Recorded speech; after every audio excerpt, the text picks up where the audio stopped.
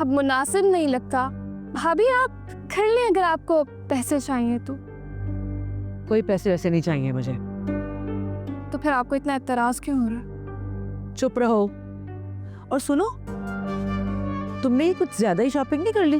वो दिखाओ, दिखाओ इधर पर। कुछ कहने आई थी आप? हाँ, मैं कहने आई थी चाय पी लो आके।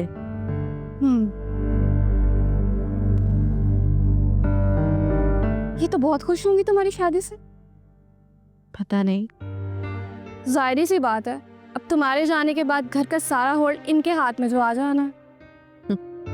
शुरू से इस घर में सिर्फ अब्बा का होल्ड है और बाद में भी उन्हीं का ही रहेगा। अच्छा तो दे दो, ये सब वापस रखता है।